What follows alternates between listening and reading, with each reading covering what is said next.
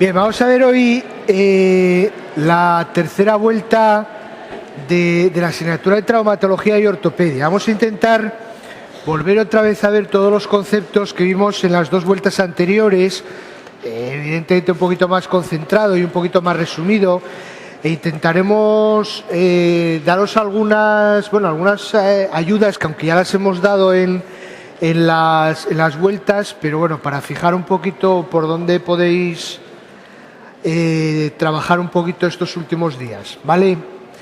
Mirad, entonces vamos a ver los 6 capítulos de los que se forma la asignatura. Vamos a ver los 3 primeros en la primera hora y media de la clase, más o menos, un poquito menos, hora y 25, y luego haremos un descanso y luego la otra hora y media, en el primer turno acabamos justo en la hora, lo ocuparemos con los otros 3 capítulos, ¿de acuerdo?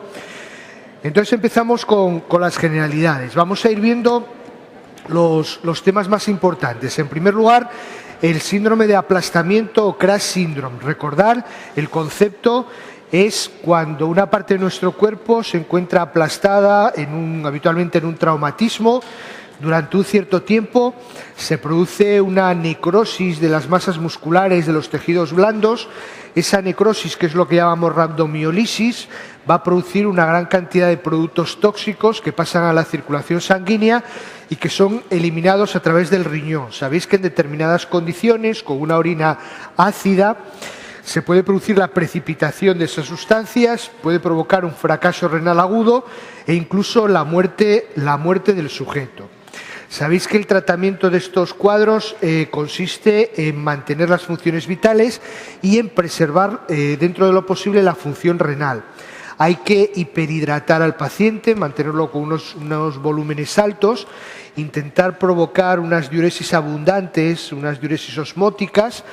Hay que cambiar el pH de la orina, alcalinizarlo para evitar la precipitación de esos productos e incluso, como última medida, podemos hacer una diálisis para eliminar los productos. El segundo tipo de traumatismo son las mordeduras. Recordar de las mordeduras que eran traumatismos complejos que tenían 2 características: una gran atracción de partes blandas y ser heridas contaminadas por los gérmenes que habitualmente están en la boca del animal mordedor, que en nuestro medio suelen ser el ser humano, el perro y el gato. Recordar dentro de las mordeduras humanas y también de las de perro la posibilidad de la Eikenella corrodens, ¿no? Y recordar dentro de las mordeduras de gato y también de las de perro la Pasteurella multocida. Recordar que el tratamiento de estas mordeduras consiste en desbridar los tejidos que están afectados, limpiar abundantemente la herida y siempre hay que dar antibióticos con carácter preventivo, profiláctico. Normalmente como primera elección se utiliza la asociación de amoxicilina ácido clavulánico. Bien, cuando hablábamos de la reparación de las heridas, hablábamos que se podían hacer reparaciones mediante suturas directas o a veces había que recurrir a alguna técnica plástica, ¿no? Entonces decíamos que podíamos utilizar injertos o podíamos utilizar colgajos, ¿no? Recordar el concepto de injerto, que es un fragmento de un tejido que nosotros separamos del cuerpo, lo trasplantamos posteriormente y no conserva su propia vascularización. Recordar que decíamos eso. Aunque los injertos cutáneos son los que se utilizan con más frecuencia, pero podemos utilizar injertos prácticamente de cualquier tejido, ¿no? En el caso de los injertos cutáneos son láminas muy finas que pueden cubrir superficies importantes de piel. Se utiliza, por ejemplo, para el tratamiento de las pérdidas de sustancias en los quemados. La otra técnica plástica que utilizábamos eran los colgajos, que recordar que eran fragmentos de tejido que conservaban su propia vascularización. Era la diferencia fundamental con los injertos. Recordar que teníamos colgajos pediculados que mantenían la vascularización siempre de forma permanente. Teníamos colgajos cruzados que la mantenían durante un cierto y luego se autonomizaban, ¿no? Pasaban de un dedo a otro, de una pierna a otra. O teníamos colgajos libres que los separábamos del cuerpo con su propia vascula, con sus propios vasos, y luego mediante técnicas microquirúrgicas los trasplantábamos en otro sitio. Pero todos ellos tenían como característica común que estaban vascularizados. recordar la diferencia, porque podría hacerse alguna pregunta al respecto, entre lo que es un colgajo random, que es un colgajo que tiene una vascularización impredecible a través de pequeños vasos, de lo que es un colgajo axial que tiene una vascularización que es predecible, generalmente pues incluye pues un vaso de un calibre importante.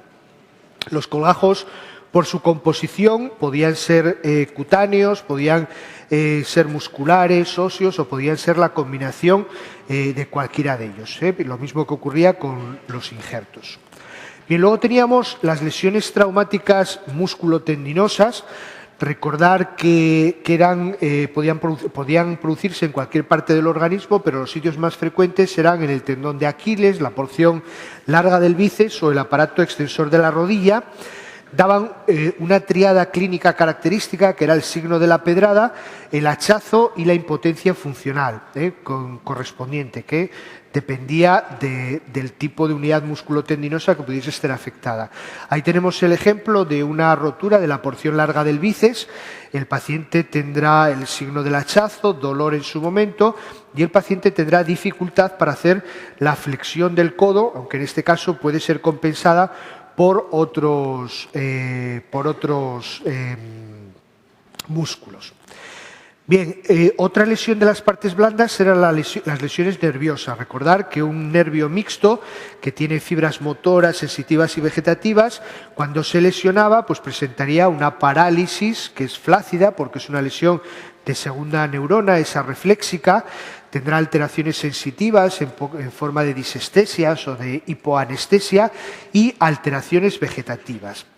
Y el último traumatismo de las partes blandas eran las lesiones arteriales, que simplemente decíamos que podían producir un síndrome hemorrágico hipovolémico por sangrado más o menos importante y un síndrome isquémico que dependía de que el vaso o el territorio que irrigaba el vaso pudiese o no ser compensado por circulación colateral o a través de otros vasos. Bien, pasamos a los traumatismos articulares. El más simple es el esguince. Sabéis que el concepto es el traumatismo de las estructuras que mantienen la estabilidad de la articulación, ligamentos, cápsula articular, etcétera, etcétera. De todos, el más frecuente es el esguince de tobillo, fundamentalmente el ligamento lateral externo. Recordar que existían distintos grados de gravedad, desde la forma más benigna, una pequeña elongación del ligamento, a la forma más maligna, más grave, en la que hay una rotura completa de un ligamento. Como eran estructuras extraarticulares, si pinchábamos la articulación, probablemente obteníamos líquido sinovial normal y producían una clínica característica con un dolor brusco que luego desaparece para luego reaparecer de una forma más constante. El diagnóstico se hacía mediante el test de estrés, que consistía en forzar los movimientos patológicos o anormales en la articulación, ¿no? Y observar si aparecía dolor, que indica que al menos hay una lesión parcial del ligamento, o bostezo, que indica siempre que hay una lesión más importante de dicho ligamento. Otro traumatismo articular eran las luxaciones, que recordar que era la pérdida de contacto entre las superficies articulares. Muy importante es recordar que a toda luxación se le pone un apellido, anterior, posterior, dorsal, en función de dónde está localizada la parte más distal de la luxación, del componente de la luxación. Recordar que las luxaciones son más frecuentes en los miembros superiores.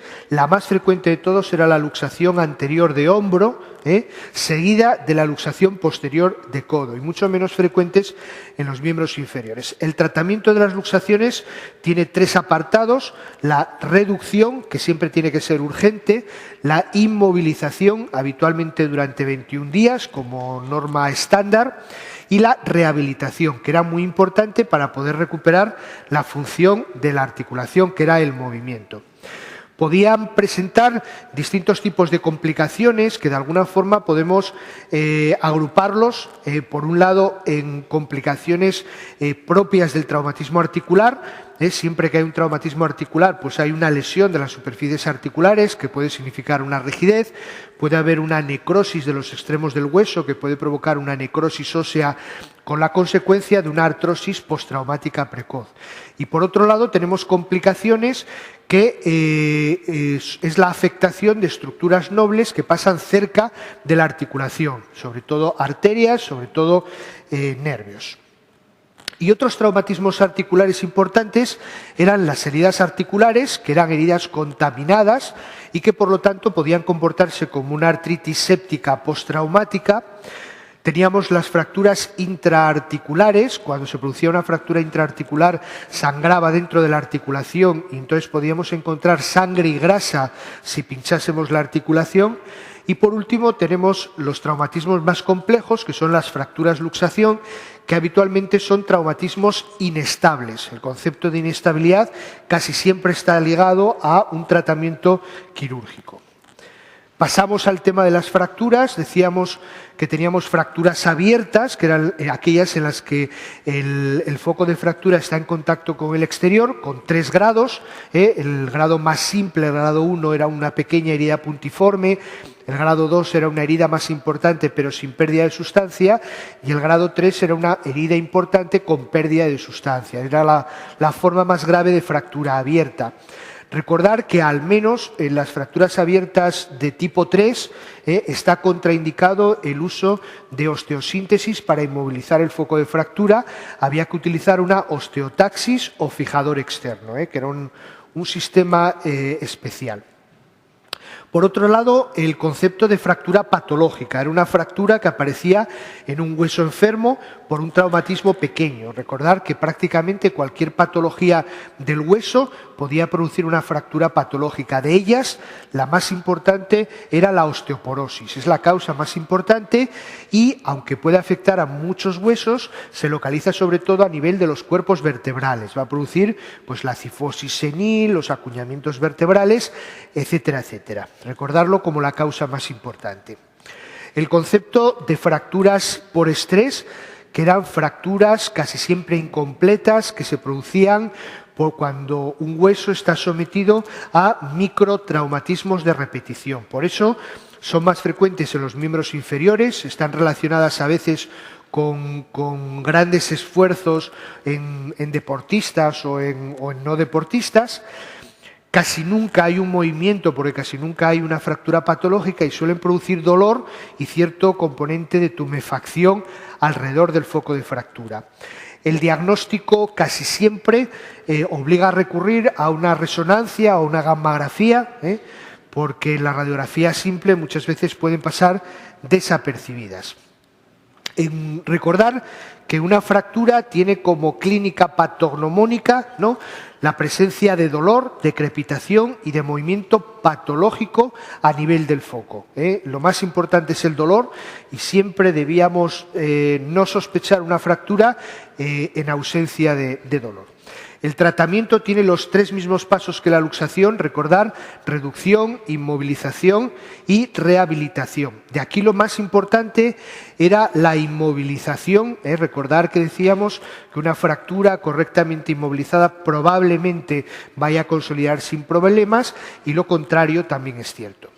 Bien, decíamos que el tratamiento de las fracturas habitualmente era ortopédico, pero había unas condiciones que venían reflejadas en esta diapositiva en la que podían estar indicados tratamientos quirúrgicos. Por ejemplo, en las fracturas intraarticulares para recomponer la anatomía normal de la articulación, en las fracturas irreductibles, como su nombre indica, tienen que reducirse quirúrgicamente, en las muy desplazadas, y dentro de ellas pensar, por ejemplo, en las fracturas por arrancamiento, o en las fracturas inestables, ¿no? Recordar que conceptos como bifocal, multifocal, conminuta, oblicua, espiroidea, en ala de mariposa, tercer fragmento, son conceptos que indican inestabilidad y, por lo tanto, tratamiento quirúrgico. Las fracturas complejas, como son, por ejemplo, las fracturas luxaciones, ¿no?, porque son fracturas muy inestables, traumatismos muy inestables.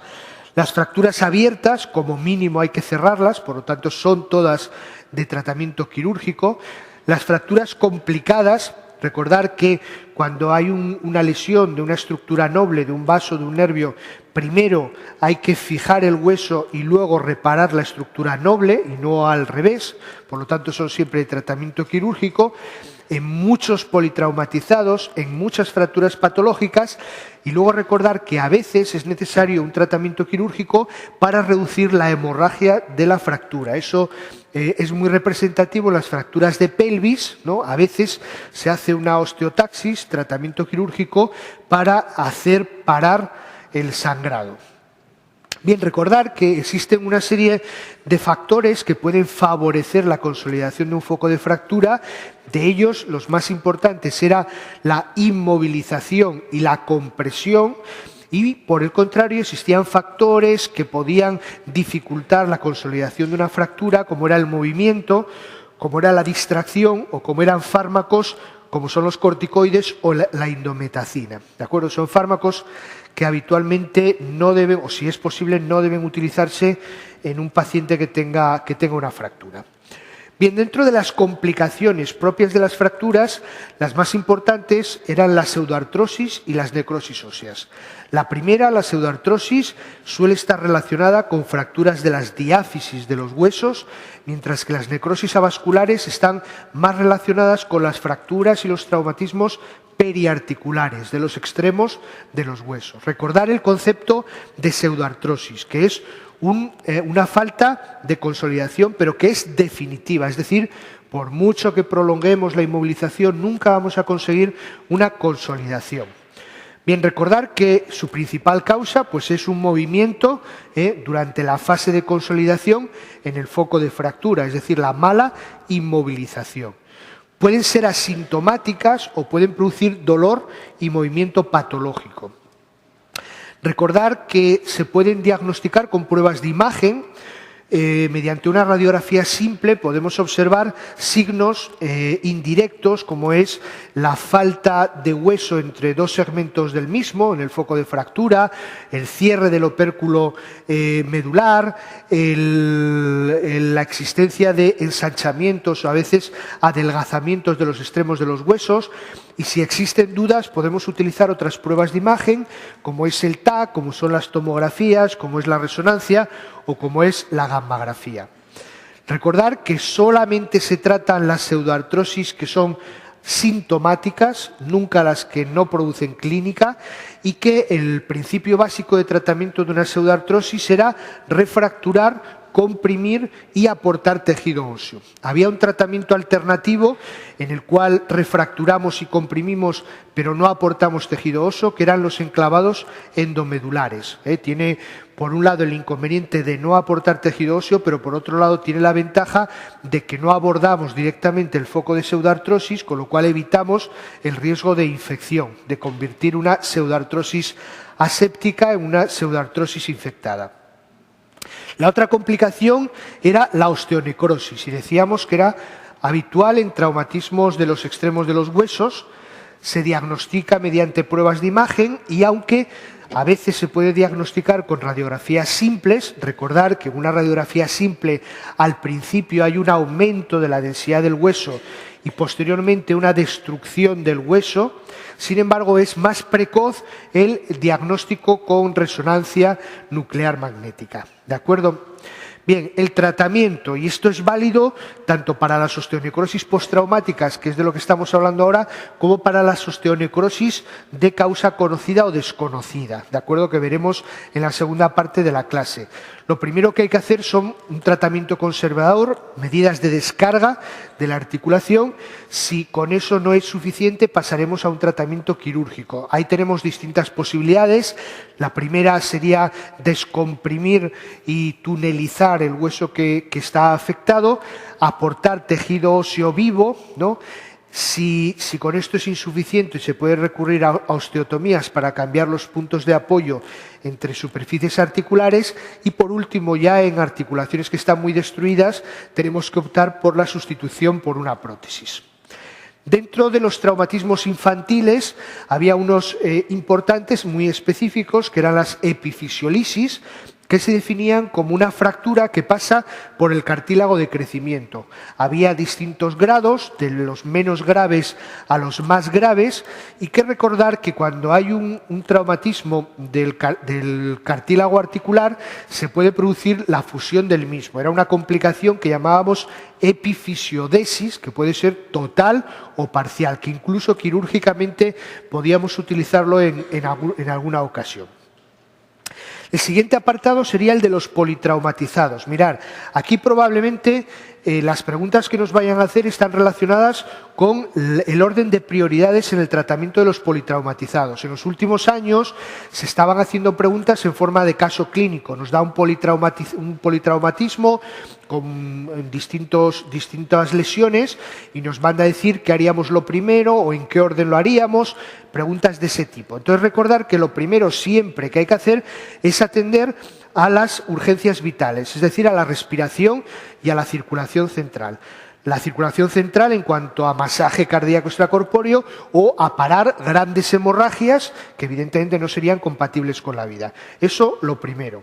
El segundo escalón sería el tratamiento quirúrgico por este orden de los traumatismos de las vísceras abdominales y de sus pedículos, de los traumatismos craneoencefálicos con hematoma extradural, de las luxaciones de las grandes articulaciones y la reparación definitiva de los grandes traumatismos vasculares. Siempre, repito, por este orden. Entonces, serían 7 apartados: 1 respiración, 2 circulación, 3 traumatismos abdominales de las vísceras y de sus pedículos, 4 traumatismo craneoencefálico con hematoma extradural, 5 luxación de grandes articulaciones, 6 reparación definitiva de los grandes troncos vasculares. Bien, eso existía una fórmula más aplicable para los parasanitarios que tal, pero nos puede ser útil, ¿no? El ABCDE de la nomenclatura anglosajona, que en realidad es exactamente lo mismo que veíamos nosotros. Recordar que un politraumatizado puede tener un shock traumático que era un shock mixto, que podía ser hipovolémico por sangrado, casi siempre acompañado de una taquicardia, podía ser cardiogénico por un traumatismo torácico y podía ser vasogénico o neurogénico, ¿no? Por el dolor, por la ansiedad, etcétera, etcétera, que casi siempre es bradicárdico, ¿no? Fijaros la diferencia entre el neurogénico y el hipovolémico. Mientras el primero es bradicárdico, el segundo, el hipovolémico, es taquicárdico. Bien, otro tema muy importante es el del embolismo graso. Recordar que se han puesto muchas preguntas, todas son exactamente iguales en forma de un caso clínico en el cual nos dicen que un sujeto tiene un traumatismo de un hueso largo, sobre todo fémur tibia, que pasadas varias horas o varios días aparece una clínica en la que hay 3 características. 1, alteraciones neurológicas; 2, alteraciones respiratorias; 3, petequias. Eso es definitorio de un síndrome de embolismo graso. Fijaros, la causa más frecuente son las fracturas, pero puede haber otras causas. Recordar la clínica, las petequias, la insuficiencia respiratoria y las alteraciones neurológicas que aparecen varias horas o varios días después de un traumatismo. Bien, otro apartado es el de la algodistrofia. Bueno, decíamos que era un apartado un poquito complejo, ¿no? Porque era un poco un cajón desastre de muchas cosas que no se sabía muy bien cómo relacionarlas unas con otras. Se definía una algodistrofia como la presencia de dolor, edema y rigidez de un miembro de semanas o meses de evolución que va a dejar como secuela pérdidas de movimientos en las articulaciones. Bien, podía, y de hecho a veces estaba relacionada con lesiones del sistema vegetativo o con otras lesiones nerviosas. Hablábamos de un síndrome del dolor regional complejo. Es lo mismo, la algodistrofia y el síndrome del dolor regional complejo es lo mismo, es el mismo cuadro. Es un cuadro que se presentaba en sujetos que tenían una cierta predisposición, prácticamente cualquier patología predisponía, y sobre eso había un desencadenante, en nuestro caso, pues un traumatismo. ¿De acuerdo? Bien, recordar que como signos o como pruebas diagnósticas importantes teníamos la radiografía y la gammagrafía. recordar que la radiografía parecía una osteoporosis moteada de aspecto de vidrio deslustrado, y en la gammagrafía había una hipercaptación del contraste gamma gráfico. Mientras que la radiografía es una prueba fiable, cuando aparece es casi diagnóstica, la gammagrafía era una prueba más precoz, ¿no? Es lo mismo que ocurre, por relacionarlo con la osteomielitis aguda. Recordar que la radiografía tarda más en manifestarse que una gammagrafía, que sería un diagnóstico más precoz. El tratamiento de los síndromes algodistróficos consiste en, si conocemos la causa, tratar la causa, tratamiento rehabilitador para mantener la función de las articulaciones, y luego desde el punto de vista farmacológico, recordar que se utiliza mucho la calcitonina u otros fármacos que ayudan al tratamiento de esa osteoporosis, de esa decalcificación que se ha producido en los huesos. Bien, otro apartado serían las quemaduras, ¿no? Recordar que las quemaduras, en función de su profundidad y de menor a mayor gravedad, podríamos clasificarlas en superficiales, intermedias y profundas, ¿no? Las superficiales, el grado 1, sería el eritema solar, el grado 2 las flictenas, el grado 3 o profundas serían las escaras. Es muy importante, a la hora de hablar de las quemaduras, el poder determinar la superficie corporal que está quemada, y para ello podíamos utilizar la técnica o la regla de los 9, que recordar que decíamos que la cabeza era el 9% de la superficie corporal, cada uno de los miembros superiores el 9%, cada uno de los miembros inferiores el 18% y el tronco el 36%. ¿Vale? Y recordar que cuando hablábamos del pronóstico, el tratamiento de las quemaduras, no debíamos contabilizar las quemaduras de primer grado, ¿de acuerdo? Pues no serían importantes. Recordar el concepto de gran quemado, en el cual lo importante no es la quemadura, no es la herida, por decirlo de alguna forma, sino que es el quemado, ¿no? Por un lado, por las alteraciones que ha producido en todo su metabolismo la quemadura, y por otro lado, porque ese sujeto puede ser un politraumatizado, puede ser un quemado tras un accidente de tráfico o un quemado tras una precipitación, etcétera, etcétera. Entonces, eso siempre tenemos que tenerlo en cuenta. El tratamiento se dividía en dos partes, una fase crítica inicial, primeras 24 o 48 horas, donde por orden lo primero que tenemos que hacer es hidratar al paciente, en segundo lugar descomprimir las quemaduras circulares, en tercer lugar prevenir las úlceras de estrés gástricas, y posteriormente ya realizar el desbridamiento de los tejidos quemados y sustituirlo por injertos de piel parcial.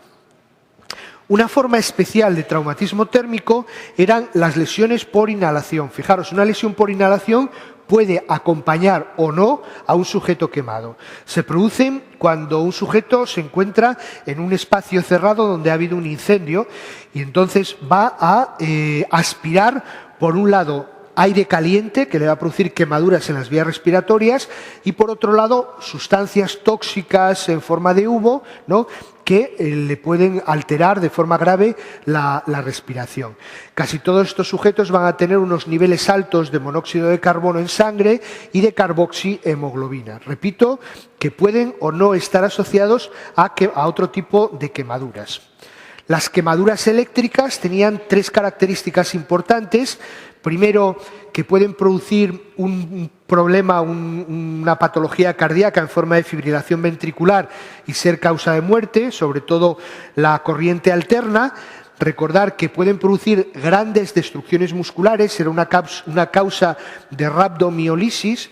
Y en tercer lugar, recordar que el daño que produce la electricidad en los tejidos es inversamente proporcional a la cantidad de agua que tiene el tejido. Cuanta más agua, por ejemplo, en los vasos o en los músculos, menor es el daño. Cuanto menos agua, por ejemplo, en tendones, sobre todo en el hueso, mayor es el daño. ¿De acuerdo? Recordar esos conceptos. Y por último, las quemaduras químicas.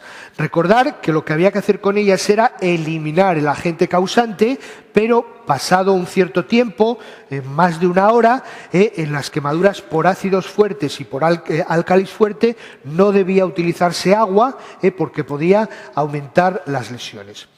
Y el último apartado del tema de las generalidades era el de los síndromes compartimentales. Decíamos que prácticamente lo habían preguntado todo. Es un tema que tiene muchas preguntas. Recordar que existen fundamentalmente, hay más, pero los más importantes son dos síndromes compartimentales, el del miembro superior, síndrome de Volman, y el del miembro inferior, síndrome compartimental de la pierna, que, dicho sea de paso, es más frecuente que el del miembro superior.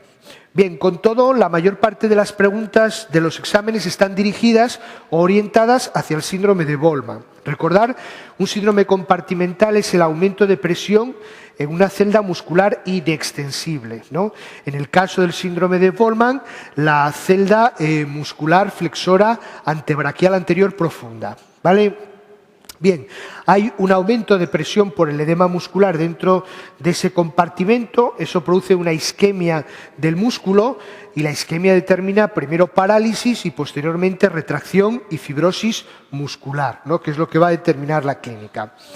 Siempre el primer signo que nos tiene que llamar la atención de sospecha de un síndrome compartimental es la presencia de un dolor anormalmente intenso que aumenta cuando intentamos estirar los músculos que están contenidos en esa celda muscular. ¿De acuerdo?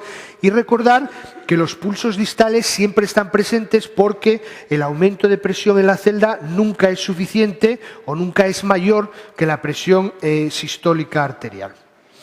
Bien, en el caso del síndrome de Volman, cuando se producen las retracciones, pues entonces el miembro superior toma este aspecto con pronación, con flexión de muñeca, con hiperextensión de las metacarpofalángicas, con flexión de las interfalángicas y con aproximación y flexión del pulgar, ¿no? Por la retracción de los músculos de las celdas anteriores del antebrazo. El tratamiento siempre tiene que ser urgente, consiste en quitar todos los vendajes, colocar el miembro en alto. Si en un tiempo razonable, entre media hora a una hora, no se consigue la resolución del cuadro y aumenta la presión, entonces hay que hacer una fasciotomía para liberar los músculos que están afectados. Bien, entonces